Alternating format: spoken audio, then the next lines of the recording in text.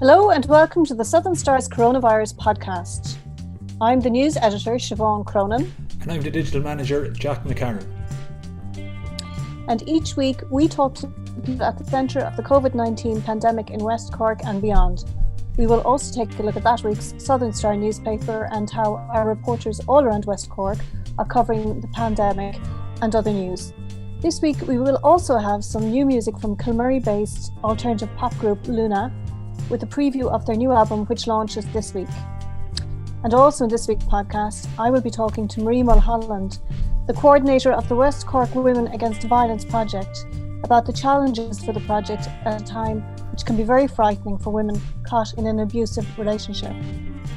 But first, Jack, let's take a look at this week's newspaper.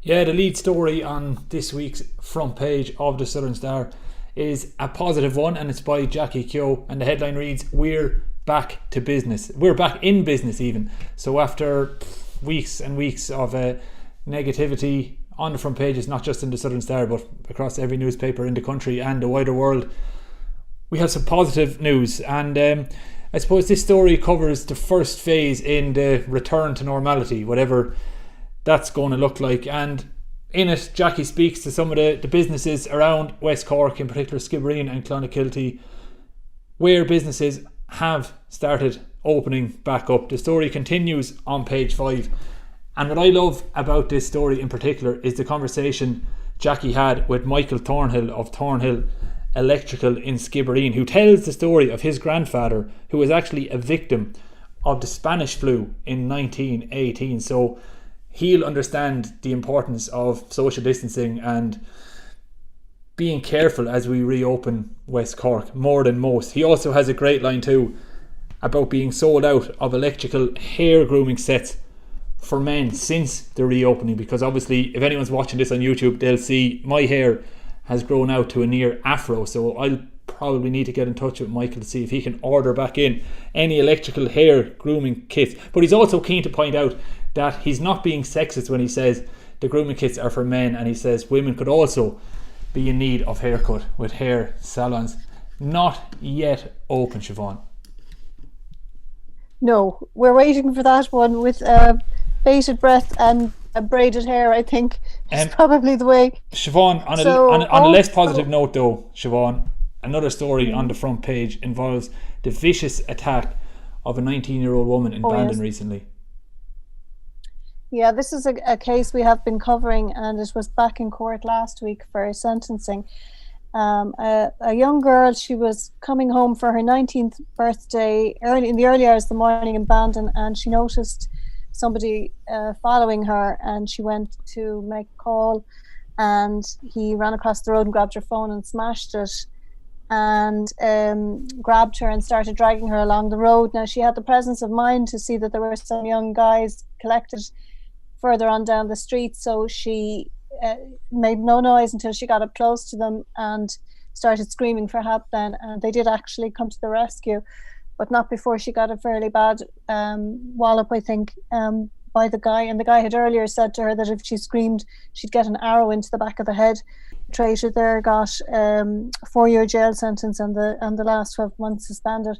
But it just, it's the kind of story that every woman, and probably a few men too, just it brings kind of shivers down your spine to think that you could be walking home, in a relatively quiet West Cork town and something like that to happen. Yeah, Siobhan, just to stay with this one for a second then, because personally I wouldn't say I'm easily shocked by anything I read in the newspapers, and I read newspapers on a daily basis, but this story really stood out to me. I was shocked to read what this woman has gone through. This is probably a life-changing situation, both mentally and physically, that she went through, and to think that it happened on her doorstep in Bandon just really boggles the mind. So there's not much more. Yeah, I mean, she did submit a victim impact statement to the court, but it wasn't made public by the judge.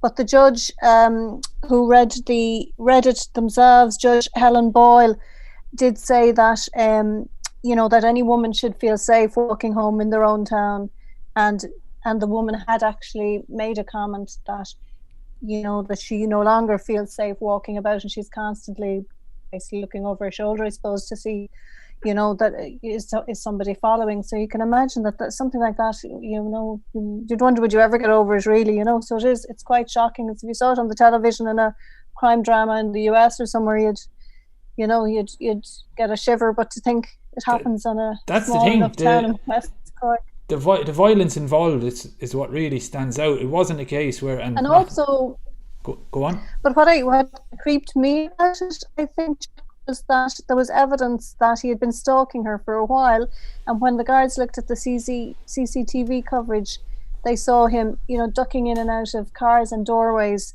which must be very, really creepy film footage to be watching. Someone ready to pounce on a innocent girl walking home on her own. So I suppose, we just all have to be on our guard all the time, unfortunately. Absolutely, and that story is on the front page of this week's Southern Star, with more detail inside on page 2. Siobhan, on a more lighter note then, also on the front page is the story about erratic driving amongst motorists as West Cork starts to reopen. This one by Kieran O'Mahony, and I'm just going to read the intro here quickly. Gardaí have received reports of erratic driving in West Cork as many rusty motorists return to the roads this week after 2 months of lockdown restrictions. And I actually put myself in this position when reading this story, because the only driving I've been doing over the last 2 months has been to the shop and back, which is no more than 3 kilometres away on a country road. So up and down, up and down, up and down. And I shudder to think what's going to happen to me when I have to hit the motorways in the coming months, because I fear that I might panic like some of these motorists have been. So I think it's slightly worrying that there is erratic driving going on, especially with the numbers of people who have been using the quieter roads to walk, run, cycle, etc. But still... Well, I have to admit, I was one of those, and I'm not a nervous driver by any means, but it was 3 weeks before I ventured into my car after the first lockdown, and I went on my little trip to Super Value to get my shopping. And I have to say that I was actually nervous coming up to junctions and coming into the town for the first time, and then that on top of worried about, had I gloves, had I enough hand sanitizer, who was I going to meet, was anyone going to stick their head in the window if I rolled it down? It was just a little bit too much for me, and it was another week before I ventured out again, so I totally understand what's going on there, I think. Yeah, so I think the message has to be for drivers, drive slowly, and for walkers and runners, be careful, because there is erratic drivers coming up behind you. Now that may sound... Rusty old drivers. Rusty old drivers, exactly. Now Siobhan, you might lead us off on this story on page 3, which involves the Whitty Terminal. The headline is Whitty Terminal is helping to store global oil reserves. You've obviously been quite close to the story surrounding the 40th anniversary of the Whitty disaster last year, but this is a more positive story revolving around the Whitty Oil Terminal. Yes, it's a story by Jackie Keogh, a reporter who covers Bantry, and it's saying that there has been a glut in oil supplies, obviously of late, because there's not as much of a demand on oil.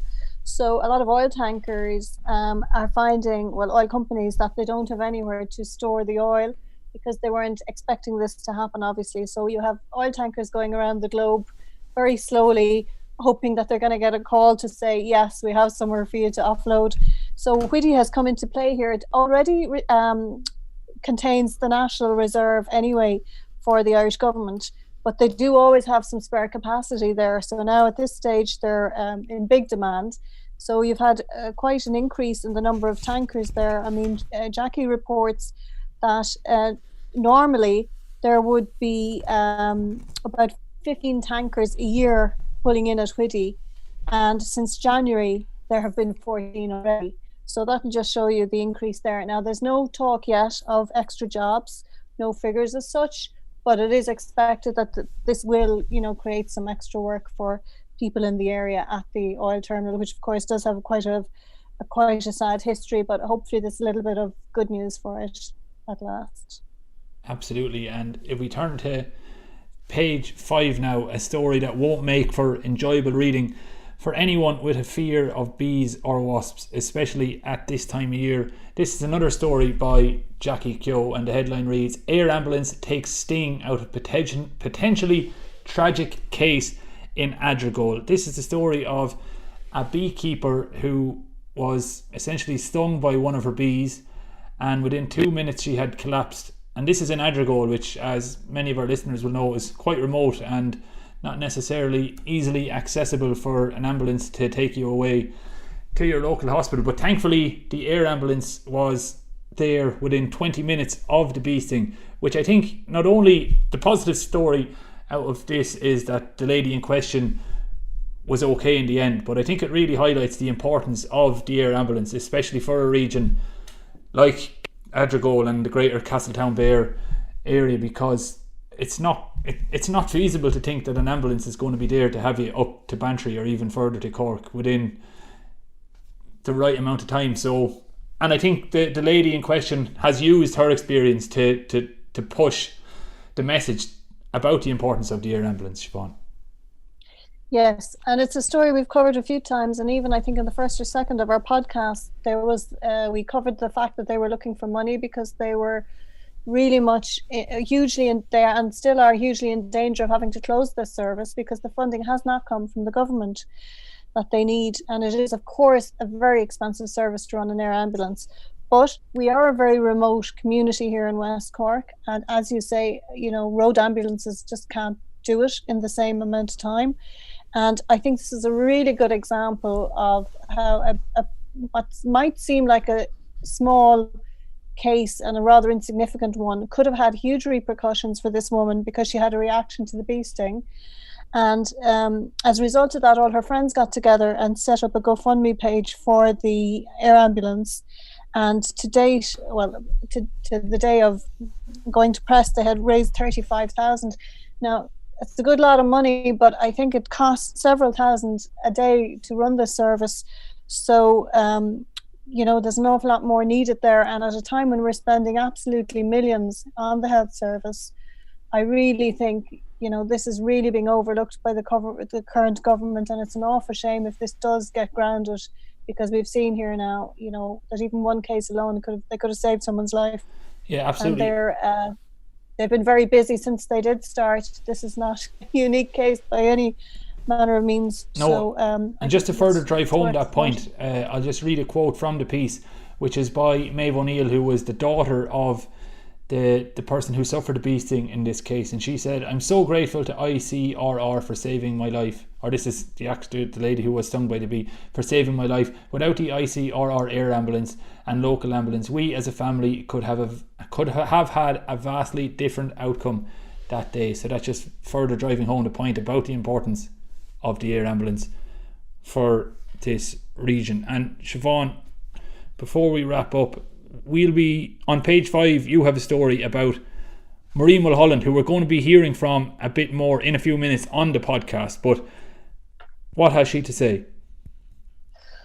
Well, we recorded earlier, and what she did say to me was that she was hoping to put out a call that they might be able to get some donations of PPE. Now, they have had a lot of financial donations and they've had a lot of people helping out and lots of offers of help. But she said this is one thing, that if there is a company out there manufacturing that has any kind of surplus, now they don't want to step in the way of the frontline working agencies and services who need the PPE. But if there is anyone who has surplus or can provide anything extra to them when they go back to work, helping victims of domestic violence, either even face-to-face consultations or going into the courts with them, they will probably need to use this. So they're just putting out a call. Look, if you do want to help, this may be one way that you could really help us. So you can hear the rest of that interview and a discussion there with Marie Mulholland about the situation in West Cork after this newspaper review. Before we do hear from Marie, Siobhan, do you just want to touch on the front of the Life and Community section this week, which I'm sure has tongues wagging across West Cork? And it's a story Emma Connolly has compiled, and it's basically getting the thoughts of West Cork college students on the global smash that is Normal People on RTE, BBC and Hulu in the United States. I'm sure we don't have to explain too much what Normal People is. Anyone listening probably has some understanding of what the phenomenon is all about. Firstly, were you surprised by any of what you read from these college students, that as the headline Well, suggests, they thought it was quite normal. How did you read it? they did. Well, I think myself and Emma had a chat about this before we got down to actually putting the piece together, and we were kind of expecting at least a few of them to say, "Oh my God, that's crazy! It's it's debauch! My God, they're always out drinking and having sex. It's crazy, and it's nothing like that in UCC or Trinity." And but absolutely every single one of them said, "No, that's spot. They got it spot on." And one of them said, "It's like they're inside my head." So apparently that is life today in college. I was in Rathmines in the 80s, and I have to say it wasn't quite that debauched, despite what people might think about the crazy 80s. So it's a really good read. It's really funny, and four very bright people, one in UCC, one in Trinity, one in Cambridge, and one in CIT, just talking about their own view of the phenomenon that is the Normal People TV series. Well, I have to just come in here on this one then, because I was quite surprised, especially speaking to Emma, that she was so shocked that this was how the college students of today view the program, that it is quite normal. Because I'm no spring chicken, but I graduated 6 or 7 years ago, and although I was in UL and it probably wasn't quite as glamorous as Trinity College, there was no sit-down dinners throughout my 4 years there. There was no red wine being drank over a feast or anything of that nature. But like the general day-to-day life, the drinking, the party, and I wasn't having. We won't get into the other elements of it.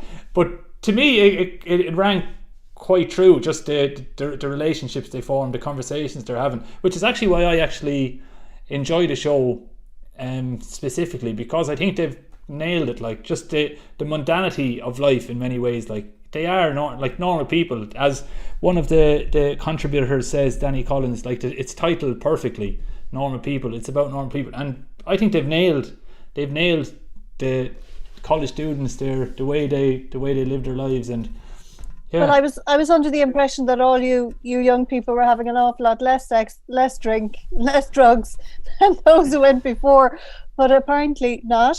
But what I did think was really good, Jack, was that every one of them also made the point that what they did really nail was that sense of isolation. You leave a small country town where you know everybody and you have all your friends, and you go to the big city and everyone tells you it's going to be fantastic, you're going to love college, and then for the first few weeks you're really lonely and you're really out of your depth. You're like a small fish in a big pond, and you find it really tough. And I did that. I moved from Cork to Dublin. I did find it strange at the start before I got into the rhythm of it, and I think that's for me what they really nailed in it as well, and this is reflected too in the piece. Yeah, so it's worth picking up the Southern Star for that piece alone, as well as everything else we've discussed so far this week. And don't forget, if you can't get to the shops to buy the Southern Star this week, you can subscribe online by going to www.thesouthernstar.ie/e-paper, or just go onto the Southern Star homepage and click the e-paper tab. Alternatively, you can call the office on 028 212 00 and we'll organise a postal copy to be sent straight to your front door. The West Cork Women Against Violence project provides a safe, confidential and non-judgmental support service for women experiencing violence in West Cork. This is a difficult and worrying time for the agency, with many of its regular clients unable, because of fear and intimidation, to make contact with the service. I spoke to Marie Mulholland, the project coordinator, about some of the challenges facing the service as a direct result of the lockdown. Now, Marie, you spoke to the Southern Star a few weeks ago about your own fears regarding what you call the silence on the phones, because you felt the number of calls you were getting since lockdown was way down on the normal number, and you thought this is something of a warning sign. So what did you mean by that exactly? It was certainly it was an experience that was also felt across the country with our sister organisations and other domestic violence services. And I think what we've managed to do is to get the message out. A lot of what we thought was the reason why there weren't calls, first of all, is it's very difficult to make a private call if you're in lockdown with your abuser. Where are you going to go to get that privacy? Is it going to be safe to do that? So that was the first problem, and a major one. And the second one was that I think a lot of women felt, well, sure, even where would I go? You know, where do we go when we're in lockdown? You know, we can't get to a refuge, we can't get to emergency accommodation. How would we actually get out of this situation? So what became really important was to try and address that and let women know that there were options, that we, certainly in West Cork, we had located and we had sourced several emergency accommodation apartments that could be used by women who need to get out of their homes. We had liaised with the Garda and we had worked out protocols to get women from A to B if they needed to, with their children, if that was what the case was. So that took a couple of weeks to get into place, Siobhan, and it was really tough work, because it's tough enough to try and do that under normal circumstances, but to try and do it at almost 1 or 2 steps removed is even more difficult. Obviously, we still can't address the issue of, you know, if women are in lockdown with an abuser, how do they get that safety space to make a call and ask for help? So what I did do with yourself was I asked, and in other articles that I wrote, I asked people who are neighbours or extended family, if you are concerned about somebody, don't err on the side of caution. Ring the guards or ring us and say, I'm worried about Mary. You know, there's always been problems there. She's gone very quiet. She doesn't answer the phone. We know she doesn't get to answer her calls. Whatever it is, or they'd heard something. You know, if they're neighbours and they hear noises that they feel means that somebody is in trouble, they should ring the guards. So when we started to address those messages in that way, we started to see a change. We've already started to see an increase in the calls. And I also really want to spell out here how important the Garda Síochána have been in the West Cork Division. They have been excellent, and they have that new national operation Fuisive, where guards are going around the country and they're doing follow-up calls with anyone who was on their books where there have been domestic violence incidents or call-outs from anywhere from January to March of this year. They've gone back to those homes, checking on those women and children, and what they've been doing, certainly in West Cork, is they've been giving them our details, referring women to us and saying, if there's any problems, ring West Cork Women Against Violence. And we've also been talking to them about some of the women that have contacted us. And I just think that the relationship, that partnership, working in partnership like that, has really helped to provide, you know, a kind of a safety space for women who may need us. And the way, because you said it has improved since you put out that call. So have the women you've been talking to, have they admitted that that was an issue originally? Like, has that fear been confirmed? That they couldn't I'm not sure. The fear was confirmed that they were, certainly we've had women who called us who have been afraid to call and didn't get a chance to call, but who then have now taken the risk to make the call, knowing that we're there on the other end and that there is help. So we haven't specifically asked them, did you not call before because of problems, but they've been telling us in their encounters with us that they now feel that they feel that there's a service out there, that they know the service is out there. A lot of times people didn't know what was available during this particular crisis and in lockdown, so it was really important to let them know. And you've seen the hashtag and the ads on the television, we are still here, and that has really been important as well. That's got the message out as well.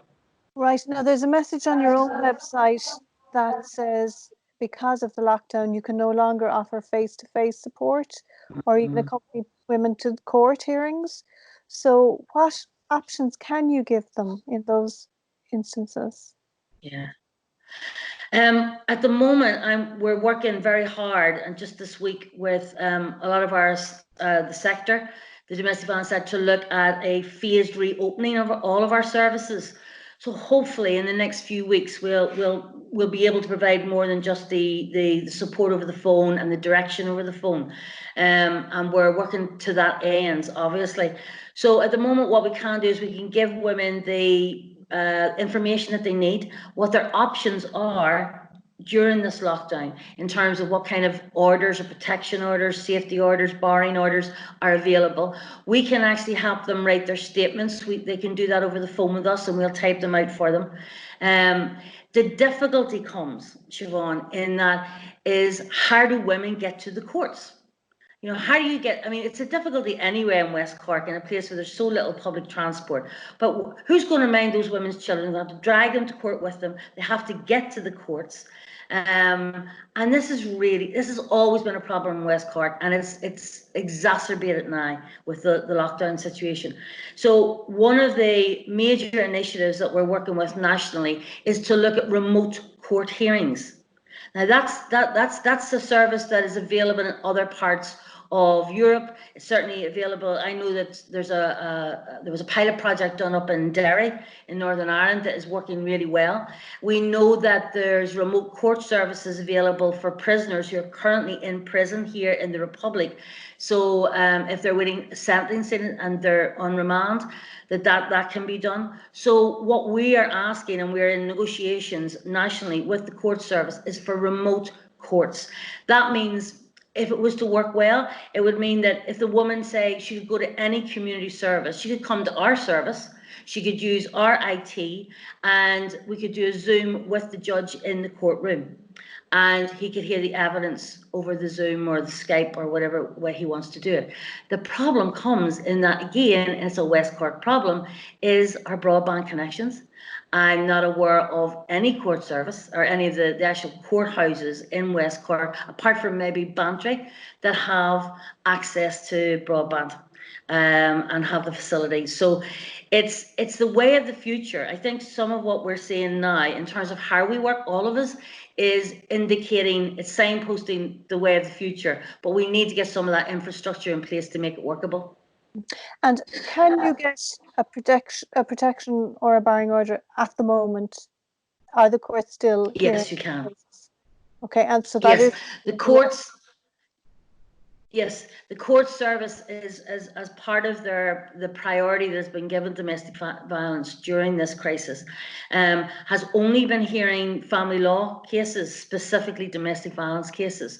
So the orders are, they're the cases that are being heard, but the practicality of getting to court, and it's very off-putting for women. You know, we will tell them about the orders and how to get one, and we'll walk them through it. We'll help them with the paperwork, but it's the actual practicality of getting to court and having the case heard. That's where the difficulty. That's where we fall down. That's where the real difficulty is. But yes, there have been some orders, and certainly the courts are hearing those as a priority. Right. Now, you've also mentioned that this whole crisis has highlighted some flaws in the services, and especially you've spoken about the lack of refuge space in particular. Mm-hmm. Can you talk to me a little bit more about that? I know you had been making good progress in that area yourselves, providing safe homes. Am I right? Yep. What it's thrown up is, I think the pandemic has shown the flaws in lots of infrastructure that we have across the country on different where cases were concerned. Quite a few of the refuges that are available in Ireland are communal living spaces. So in a pandemic, this is not where you want to be. So we have there's quite a few that, like for instance, Cork, Coonley Refuge is a communal living space.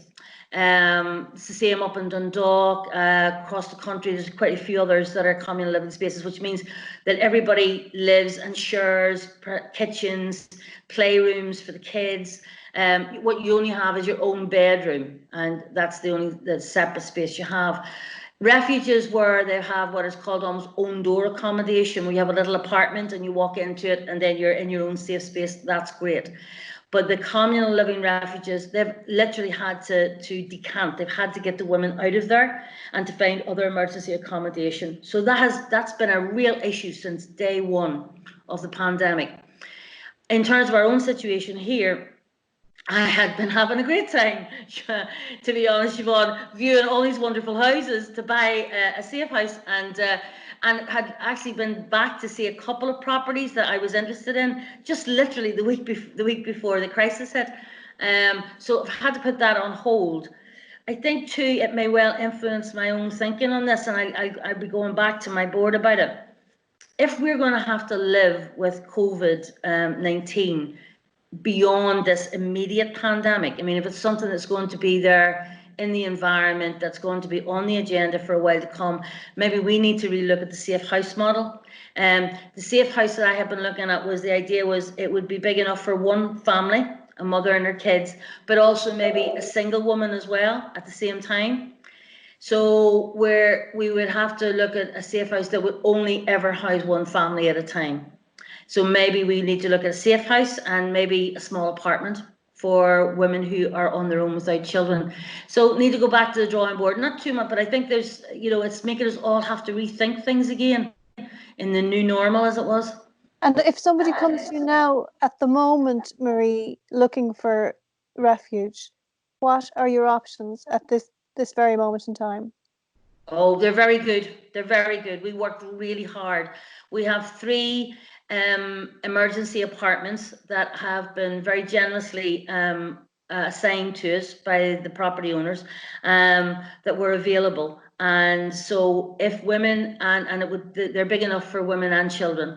So there is no problem at all. If someone needs to get out of where they are and they need a safe space for the rest of the duration of this pandemic, or until they can get to court and get a barring order and get back to their own home, because the barring order means that the perpetrator has to leave, we have somewhere safe for them. And it's somewhere that's where they can access shopping facilities, etc., which they're all going to need. And we will have some of the supports for the children in there to keep the kids entertained and amused, etc. So we have a whole protocol. The guards are going to work with, are working with us on that. So we have space. Don't let the fear of not having anywhere to go make you stay in a dangerous space. We can help you get out of there.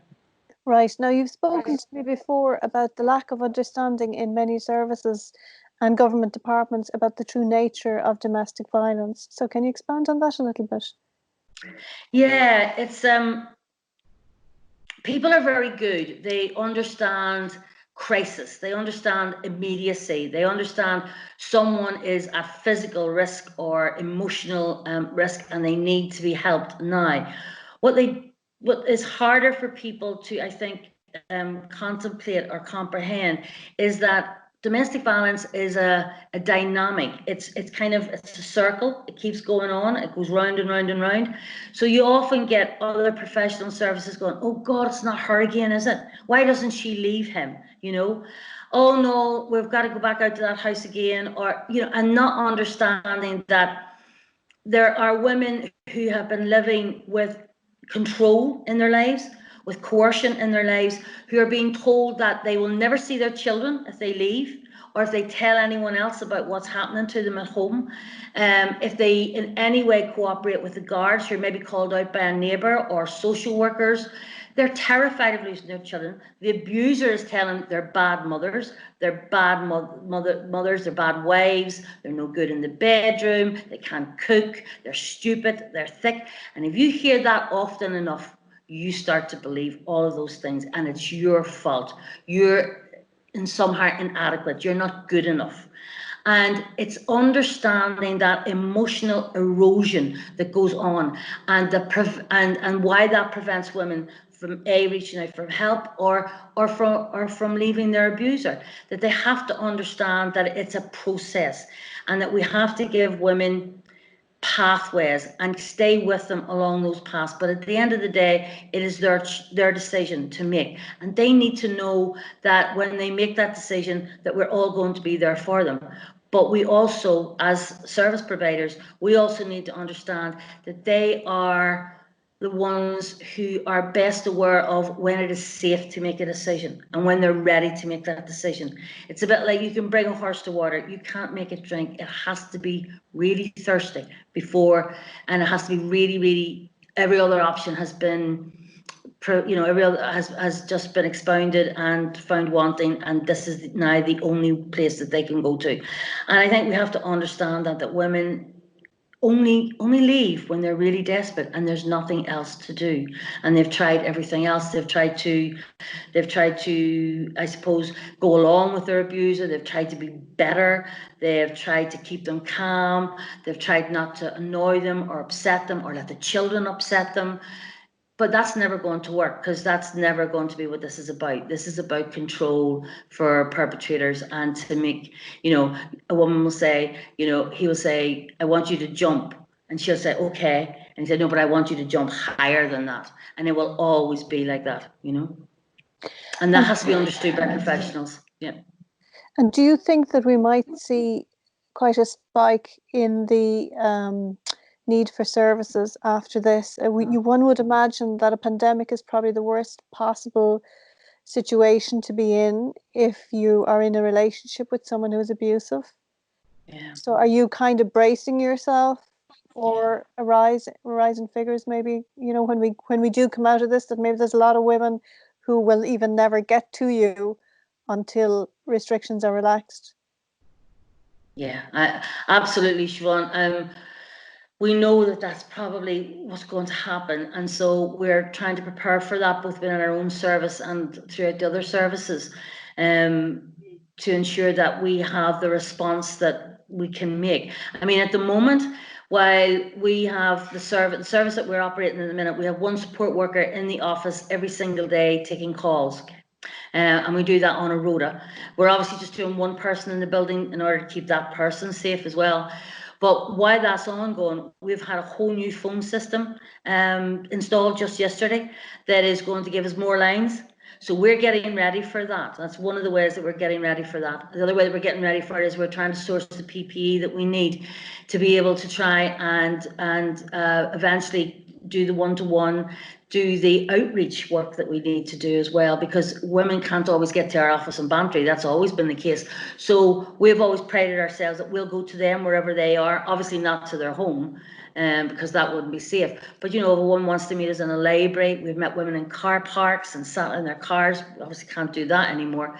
But we need to find more innovative ways of doing that, because we expect a spike as soon as the lockdown is called off, because that's eventually when women are going to be able to get to the phones, or to get away, or to get into their car and come to the office. And like, is technology like this be an option? A Zoom consultation on a phone in a car park? It could be, if it would work in the car park, absolutely. Yeah, it definitely could. As you know, we always have to be very careful around technology, because quite a lot of abusers would track women via technology. So they'd be looking at their emails, they'd be looking at where the women have been browsing, if they've been on our website or our Facebook page. So we have to be very careful, and we always, as part of the protocols about getting women to safety, we tell them what to do with their technology. We tell them to switch it off, because even your mobile phone will have a GPS to it, and it could be tracking you through the GPS. So we have to be careful around that. So it's like any safety plan. We have to do safety planning with women, and we have to consider all of those things.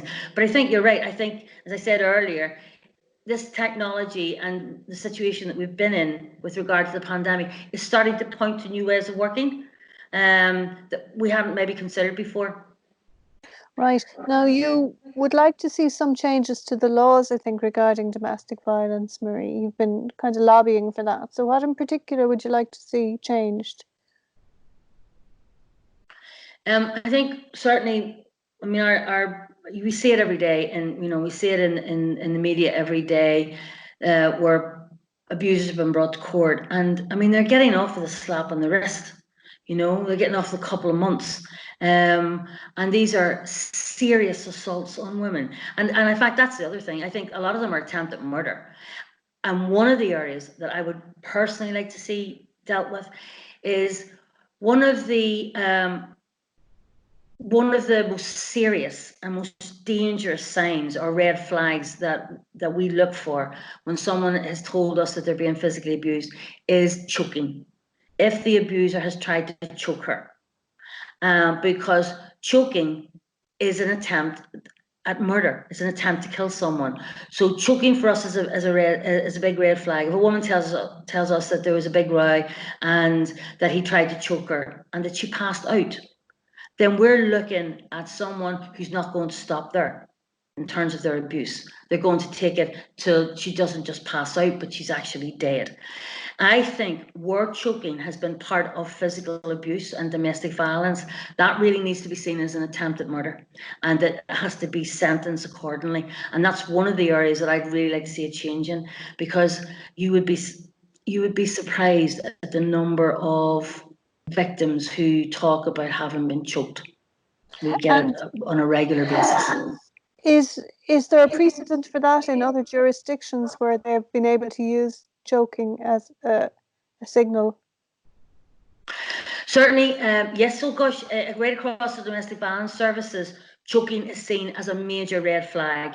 That this is a very serious case of domestic violence, and it's escalating. When it's choking, it's escalating. The violence is escalating. I mean, one of the other signs, some people may be surprised at, is that we would have a number of red flags that we look for. The other one is cruelty to animals. If he is kicking the dog, the family dog, if he's threatening to kill the cat because he knows she loves the cat or the dog or the kids love it, that's a real sign of escalating abuse. Even if he doesn't kill the animal, but the fact that he's threatening to do it, or that he's cruel to it, that is another sign of serious abuse. And so we would be those always that in our risk assessment, those are the red flags. It was this is a very high risk case, but the choking really needs to be responded to in terms of justice issues, in terms of penalties. And have you seen any progress in that area from the Department of Justice? We will be. I mean, I think all of this is about understanding what domestic violence is. There have been changes to the law that we totally welcomed. I mean, the change last January, I think it was, around the acknowledgement of coercive control. That was so important. It's still, though, it still hasn't permeated down to a lot of frontline services. A lot of organisations and service providers still don't understand what coercive control is. And coercive control it can be as damaging as physical abuse. I mean, we've had clients who've said to us, look, the bruises go away, the physical bruises eventually fade. But what he does to your head, that sometimes is there for a very, very long time, and it needs real professional support to address it.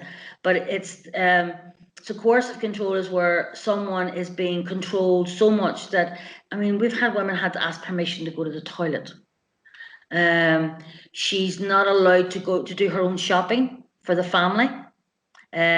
She will make a list that he will do the shopping because he wants to be in control of what everybody eats, and he will also ration what everybody eats, and not because they're poor, but because this is about control.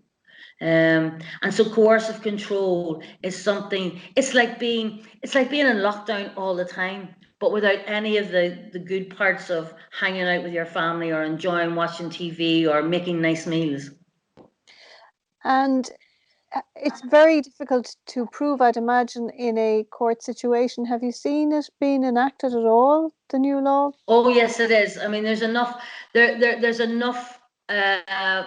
evidence that can show coercive control if you know what you're looking for, and particularly if women come to the like of a service like ours, we know what to look for, and we can help her compile that evidence that she can then take to court.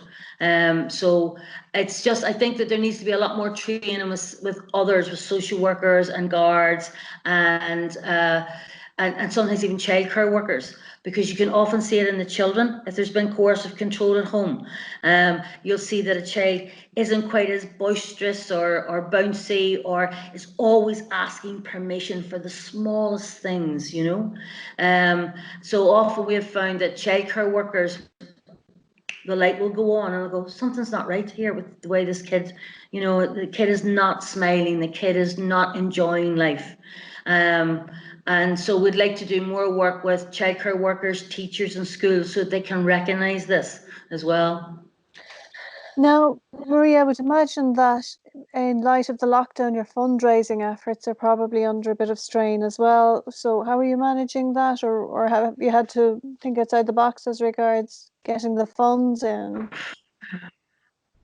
I have to say, Siobhan, it's the least of our problems at the minute. People in West Cork are so kind, so generous. I keep saying this. I'm all, I'm from Belfast with this accent. I'm constantly bowled over by West Cork and the generosity in this community. We just had a lovely thing happen recently. I don't know if you noticed it, but there's a great little restaurant in Ballydehob, Ballybea, and it does some wonderful Thai food. And the proprietor there ran, what she was doing was that every time someone bought a side with their main order, his or her main order, whether it was a cold drink or an extra portion of chips, that money was going into a fund. It was literally going into a tin, and that was for West Cork Women Against Violence. And it was just so generous, and it was such a lovely thought, and just so innovative as well. So, I mean, and we've still had people ringing us up and saying, look, we have something to donate here. What's your bank account details, whatever. And people have remembered us, and they are so kind, really so kind. And is there anything people can donate to you now other than hard cash? Are you looking for any supplies or food, or is there anything people can do if they want to help you out? At the moment, I suppose, and I've had a couple of lovely donations as well. We're trying to get I would ask you if there are people out there who are making masks, if we can have some of those. I know that there are other people in more need in terms of frontline services, but if there were additional ones, we'd be really interested in having those, because we're going to need those masks when we start to, start to reopen again. We'll need them for our staff. We'll also need them for the clients as well, because I would so much like to be able to do the court accompaniment again and to go with women to court. We don't know how the courts in West Cork are going to be. As you know, they're very small. The rooms are very small. Our courtrooms are quite small. So the whole idea of social distancing might be difficult, but it might just be one case going in at a time.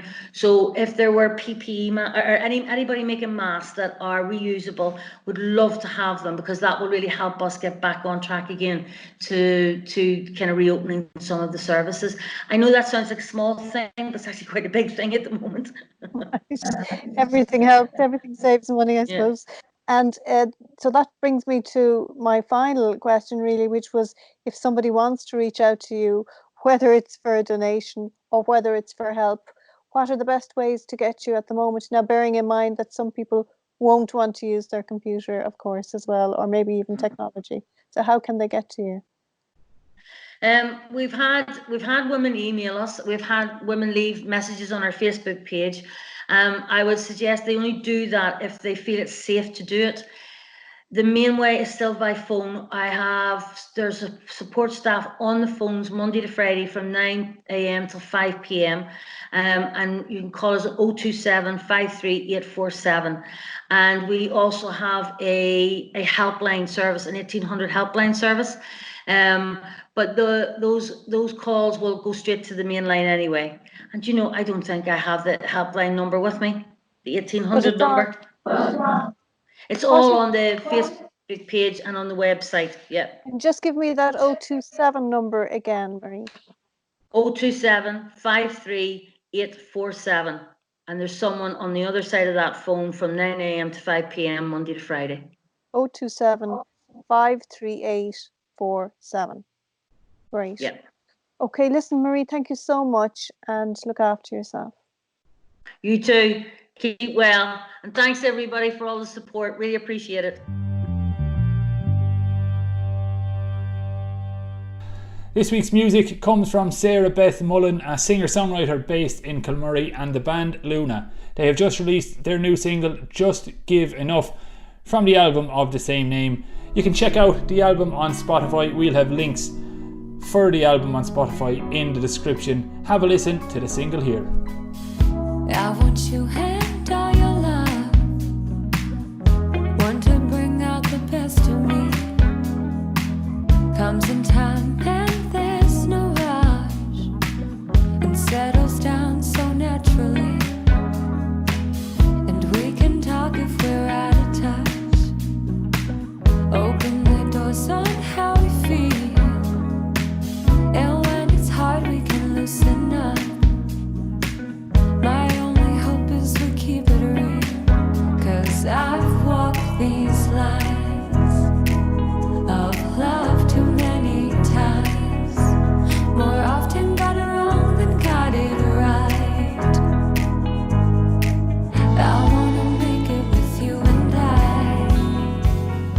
you for listening to the Southern Star Coronavirus Podcast. Don't forget to like, share, and subscribe to our podcast, which is available on iTunes, Spotify, YouTube, Acast, Stitcher, or wherever you get your podcasts. You're all that I need. I want your mind and all your thoughts, and your heart to inspire me. Know you